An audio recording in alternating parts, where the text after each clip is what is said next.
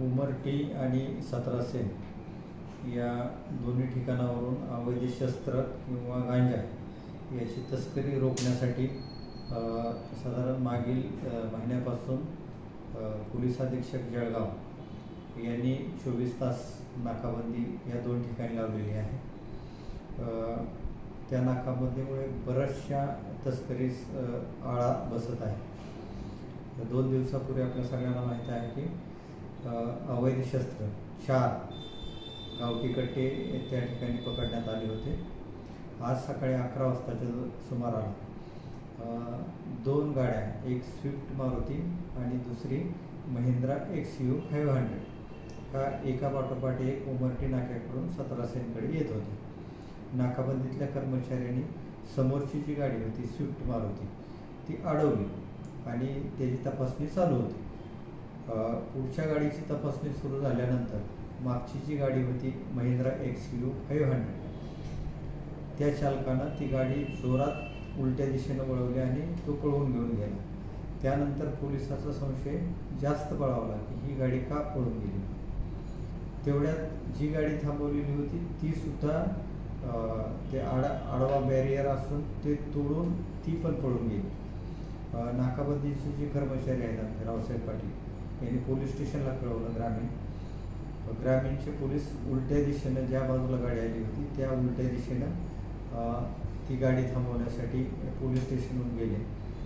PI भवारी साहेब आणि त्यांच्या स्टाफनं ती गाडी तिथे पकडली। त्या गाडीत 2 लोक होते, एक आहे पांजाराम बिश्नोई आणि दुसरा आहे सुरेश कुमार गोपालराम।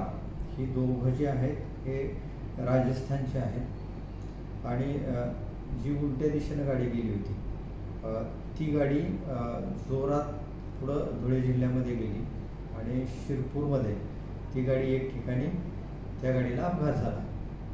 अपघात झाल्यानंतर तिथले जे पोलीस आहेत सांगवी पोलीस स्टेशनचे ते त्या ठिकाणी पोहोचले आणि त्या गाडीची तपासणी केली, पाहणी केली। तर त्या गाडीमध्ये पण अफूची बोंड त्यांना मिळून आलेली आहेत।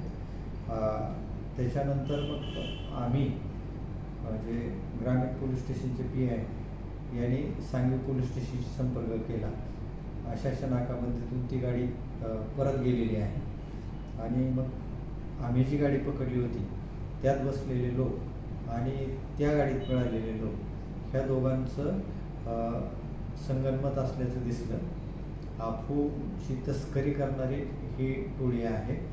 एक समोरची गाडी जी आहे ती वॉचर म्हणून पुढं चालते, जर पोलिसांनी कुणी अडवलं तर ती मागच्या गाडीला हे करतात आणि मागची गाडी आज ज्या पद्धतीनं परत गेली त्या पद्धतीनं अलर्ट होऊन ती पळून जाते। तर हे दोन्ही गाड्या ज्या आहेत त्या अफू तस्करीतल्याच आहेत। आता हे दोन्ही गाड्या आणि ते आरोपी पकडलेले हे सांगवी पोलीस स्टेशनला हस्तांतरित केलेले आहेत आणि सांगवी पोलीस स्टेशन धुळे जिल्हा हे आता पुढील कारवाई करत आहे।